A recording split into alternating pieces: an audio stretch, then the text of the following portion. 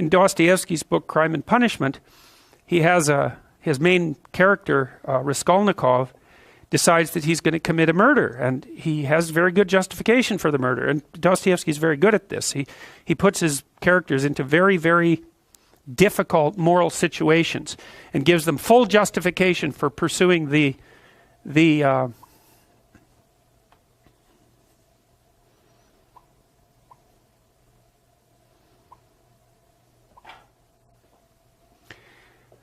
pursuing the pathway that they're pursuing. And so Raskolnikov, he's broke and starving. He wants to go to law school. His sister's about to prostitute herself, roughly speaking, by marrying a guy that hates her, that she hates, and he has contempt for her, or at least acts in that manner. He's trying to rescue his mother as well, who's also in dire financial straits. He goes to a pawnbroker to pawn his meager possession so that he can continue to scrape by. And she has this niece, I believe it's her niece, that's not very bright, who she basically treats as a slave and is horrible to. And so the pawnbroker has this money. Raskolnikov is in dire need. He thinks, look, I'll just kill her, because why the hell not? I'll take her money. She's not doing any good with it anyways. I'll free her niece, who's just lurking as a slave. She's got all these other people tangled up in her pawnbroker schemes. All that'll happen is the world will be a better place. And the only thing that's holding me back is conventional moral cowardice.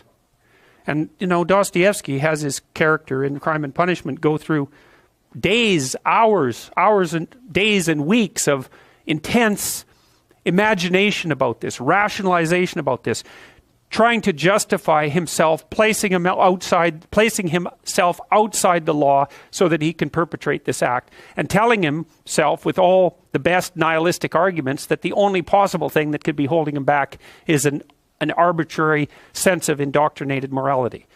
And so Dostoevsky explores that. He does commit the murder, and then of course all hell breaks loose because things don't necessarily turn out the way that you want. He gets away with it, however. Well, he gets away with it technically because no one knows he did it. But he doesn't get away with it in relationship to his own conscience. And so the rest of the book explores that. Well, Dostoevsky, I believe it was in Crime and Punishment, although he makes the same point in many of his books, he makes a very fundamental point. And this is the kind of point that I think that people who haven't investigated these matters down this particular literary and philosophical pathway never grapple with. Dostoevsky said straightforwardly, if there's no God, so if there's no higher value, let's say, if there's no transcendent value, then you can do whatever you want. And that's the question that he's investigating. And you see, this is why I have such frustration, say, with people like Sam Harris, the sort of radical atheists, because they seem to think that once human beings abandon their grounding in the transcendent, that the plausible way forward is with a kind of purist rationality that automatically attributes to other people equivalent value. It's like, I just don't understand that. They believe that that's the rational pathway. What the hell is irrational about me getting exactly what I want from every one of you whenever I want it at every possible second? Why is that irrational? And how possibly is that more irrational than us cooperating so we can both have a good time of it? I don't understand that. I mean, it's as if the psychopathic tendency is irrational. There's nothing irrational about it. It's pure naked self-interest. How is that irrational? I don't understand that. Where's the pathway from rationality to an egalitarian virtue? Why the hell not every man for himself and the devil take the hindmost? It's a perfectly coherent philosophy. And it's actually one that you can institute in the world with a fair bit of material success if you want to do it. So I don't see. To me, I think that the universe that people like Dawkins and Harris inhabit is so intensely conditioned by mythological presuppositions that they take for granted the ethic that emerges out of that as if it's just a given, a rational given. And this, of course, precisely not Nietzsche's observation as well as Dostoevsky's. That's Nietzsche's observation. You don't get it. the ethic that you think is normative, is a consequence of its nesting inside this tremendously lengthy history, much of which was expressed in mythological formulation. You wipe that out. You don't get to keep all the presuppositions and just assume that they're rationally axiomatic. To make a rational argument, you have to start with an initial proposition. Well, the proposition that underlies Western culture is that there's a transcendent morality. Now, you could say that's a transcendent morality instantiated in the figure of God. That's fine. You could even call that a personification of the morality. If you don't want to move into a metaphysical space, I'm not arguing for the existence of God. I'm arguing that the ethic that drives our culture is predicated on the idea of God, and that you can't just take that idea away and expect the thing to remain intact midair without any foundational support. Now, you don't have to buy that, but if you're interested in the idea, then you can read Nietzsche, because that's what he was trying to sort out. And it wasn't only Nietzsche who came to that conclusion. It was many people have come to that conclusion, but I think the two who've outlined it most spectacularly were Nietzsche and Dostoevsky. And Nietzsche is an unbelievably influential philosopher. You know, I don't think there was anyone that was more influential during the entire course of the 20th century, excepting a very, very tiny handful of other people, excepting the scientists. We won't bother with their discussion. You could put Marx in that category. You could put Freud in that category partly. But after that, the list starts to get a lot thinner, you know. So maybe there's 10 people up in that level. And Dostoevsky, of course, if anybody ever prepares a list of the top 10 greatest literary figures in the world, he would be in the top 10 list. You know, I think he's perhaps second to Shakespeare and maybe above Shakespeare in my estimation. So these aren't trivial people we're talking about, and they weren't dealing with trivial issues. Well, so then the question might be, what's at the bottom of the idea of a transcendent value? And I wanted to approach that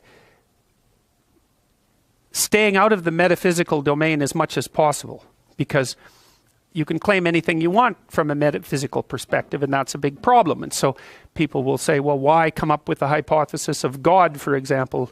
God could be anything. There's a satire. The flying spaghetti monster, right, is a classic satirical representation of a deity that the atheist types use to buttress their arguments. And fair enough, you know, as a satirical idea, it's pretty damn funny. But there's things about this that aren't the least bit amusing. And the thing that's not amusing is, well, what, if anything, is our culture predicated on? Okay, so what happened? Well, Nietzsche and Dostoevsky put forth this set of propositions. And out of Dostoevsky's line of thinking, to some degree, grew Solzhenitsyn. Solzhenitsyn documented the absolute horrors of equity-predicated Soviet society, you know, and we don't learn about that, right?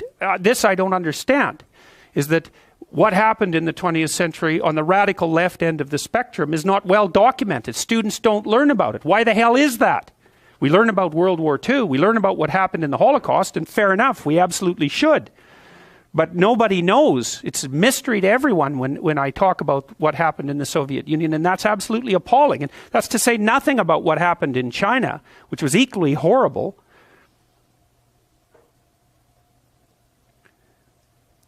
The system didn't work. It was predicated on the wrong values, unless you think that that sort of thing means worked, you know, because you have to define that as well.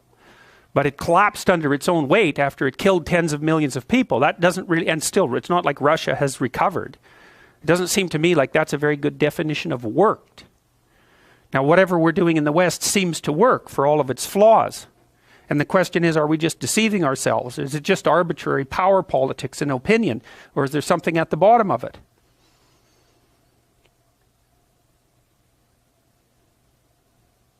So when Solzhenitsyn wrote the Gulag Archipelago, he believed that the Russians would have to return to Orthodox Christianity to find their pathway forward. And that's, of course, has made him into a reactionary in the eyes of many of his critics. But that is perhaps what is happening in Russia, although it's very difficult to tell because Putin also seems to be using his affiliation with the Orthodox Christian Church as a means to consolidate power. So the situation in Russia is unclear, but a religious revival, if that's happening in Russia, and perhaps it isn't, but if it is happening, is something that unfolds over decades and even centuries. So it's not an easy thing to evaluate when it first starts to happen. But Solzhenitsyn drew the same conclusions that Dostoevsky did fundamentally, not in exactly the same way, but very, very close. He believed, as far as I could tell, that unless people were willing to adhere to some sort of transcendent value, that they had no protection against pathological ideologies and no protection against the murderous impulses that came along with them. And I found his work I found his writing credible, powerful and credible. I don't know how you can read that book and not draw that kind of conclusion. I think people who criticize Solzhenitsyn have never read the damn book, because that book is it's like going into the ring with Muhammad Ali and being pummeled to death for half an hour. You know, you don't recover from it that easily. So then Jung branched off of Nietzsche. And so Nietzsche's idea was that people would have to create their own values, roughly speaking. And I think that's where Nietzsche is his weakest, because it isn't obvious to me that people can create their own values. And I think he fell into, and I don't want to be a casual critic of Nietzsche, because that's always dangerous, given that he probably had an IQ of 260. You know, I mean, he was way the hell out there in the stratosphere, and just when you think you've understood what he was talking about, you can be bloody well sure that you didn't. But it does seem to me, and he was running out of time. He died young, you know, and he was trying to solve this problem in a rush, I would say. And he hypothesized that people would have to become supermen, overmen, roughly speaking, in order to deal with the death of God. And that idea sort of branched off into Nazi propaganda, because that's in some sense what the Nazis were trying to do with their promotion of the perfect Aryan. You know, now it's a misappropriation of Nietzsche in my estimation. And it was partly because his sister, who is a perverse creature, what would you say, doctored his work in such a way so that it was more easily appropriated by the Nazis. But there is some danger in what he said too, because you know, the question is, well, if you're going to transform yourself into the giver of values, what stops you from inflating yourself into something like a demigod and just pronouncing what the values are going to be? So that's a problem. You know, you're going to replace tradition with yourself. Well, there's dangers in that, because there's nothing to keep you humble. That's the most appropriate objection. There's nothing to keep you humble. And those things can spiral out of control very rapidly. And they did, say, in the case of Hitler. I mean, it's easy to blame what happened in Germany on Hitler, but that's a big mistake, because it was a dialogue between Hitler and the German people. Right? Hitler didn't create himself. It was co-creation. He said things, people listened and told him back what to say. And then he said them and they listened and they told him back what to say. And it looped until he was the mouthpiece of their darkest desires. Now that's a game he was willing to play. But you can't think about that as, it isn't like Hitler created Nazi Germany. Hitler and the Germans co-created Nazi Germany. You know, when a leader gives articulation to the imagination of the population. That's what a leader does. And, you know, you could say that, well, maybe Hitler filtered what the Germans were telling him through a particular lens, because he had no shortage of resentment and desire for revenge in his own heart, you know. It's not like his life was a spectacular success before he became a political activist, and he was brutalized very badly in World War I, and he didn't get to pursue his primary dream, which was to be an art student in Vienna, and he had applied 3 times and got rejected all 3 times, and so he was bitter about that. He was basically living on the streets after World War I. He wasn't the world's happiest person, and I'm sure he carried a fair bit of resentment in his heart when he was in the trenches in World War I. In one experience that he had, all of his friends were killed by a mortar when he had wandered off to go do something else. So, you know, it's hard to even imagine what something like that would do to you. But I can tell you, when you're the only survivor out of 20 people, that's also going to give you an enhanced sense of your own specialness, because the alternative is just to think about how goddamn arbitrary the universe really is. this is a critical issue with regards to the shamanic transformation, is that people go through these terrible, terrible experiences, often drug-induced, by the way, with regards to the shaman. They usually use psychedelic chemicals of one form or another, often mushrooms, but they've come up with some very strange concoctions like ayahuasca down in the Amazon. And ayahuasca is an amazing substance. It's made out of the bark of one thing and another plant whose name I don't remember, that hardly even grow in the same place and that have to be cooked together in a special way.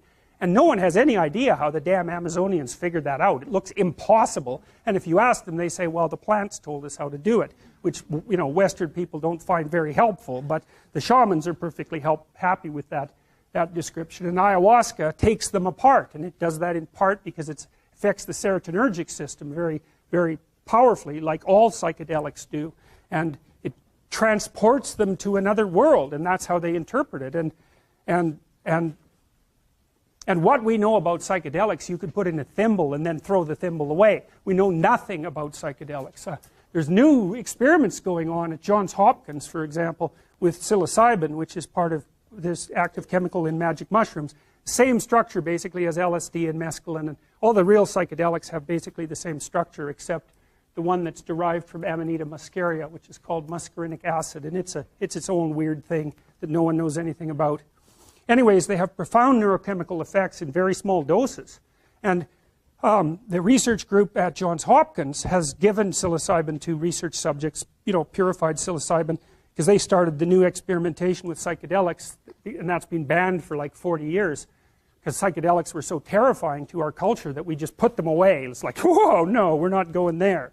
And so even from a research perspective, and even though some of the psychedelics look very promising for the treatment of disorders like alcoholism, they recently used psilocybin to help people stop smoking down at Johns Hopkins, and I think they had an 80% success rate, which is just, like, that's just absolutely mind-boggling. And so, but if you give people psilocybin and they have a mystical experience, which is very common among people who take these sorts of chemicals, then their personality transforms permanently, such that 1 year later they're one standard deviation higher in openness. And openness is the creativity dimension. And that seems to be a permanent transformation. And so that's really remarkable. And about 80% of the people who undergo the Johns Hopkins experiments report that the experience is like one of the two or three most important things that's ever happened to them. And so, well, that's something, you know. It's like, and then there's this guy named Rick Strassman down at, I think he was at the University of Texas, and he did experimentation with DMT. And DMT, dimethyltryptamine, if I remember correctly, is the active ingredient in ayahuasca. And you produce it in your brain. And it's in plants. It's like a very common chemical. But DMT is a weird hallucinogen because it has an extraordinarily short mechanism of action. It's like, and people who take it report that they're blasted out of their body, like out of a cannon, and then they go out somewhere and encounter beings of various sorts, and then 10 minutes later they're back. And virtually everyone reports that, which is really strange. And so Strassman was giving people DMT intravenously so that the trip would last longer. This was all you know, NIH-funded experimentation, all cleared with the relevant ethics boards, all conducted within the last 10 years. And he basically quit doing it because he was a pretty straight scientist. You know, he was measuring heart rate and pulse and all that sort of thing, trying to look at the physiology. And then the people he was giving these chemicals to kept coming back and telling him these crazy stories.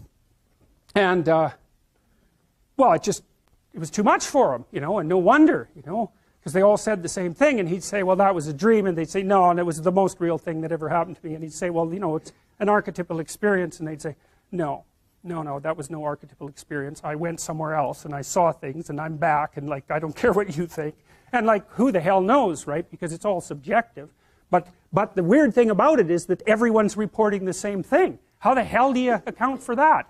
And then the shaman, you know, when they take these psychedelic chemicals, they basically say the same thing. They say, well, first of all, it more or less killed me. That's this. You know, I dissolved to a skeleton, and then I climbed the tree that unites heaven and earth, and I went into the realm of the gods, and they gave me some information, and I'm back. It's like, okay, well, you know, we don't really know what to make of that. And certainly that's what Eliade describes when he describes the shamanic procession, not the shamanic initiation. And You know, there's dissolution to a skeleton first, and then like a death, a symbolic death, or experienced as an actual death, and then bang, up into the realm of the gods, and then they come back.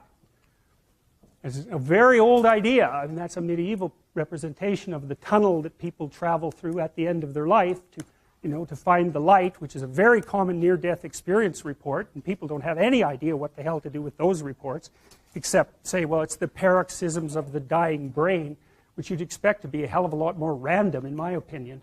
And the idea is there's a rebirth after that. And you know, here, this is the Scandinavian representation of that tree that unites earth with heaven.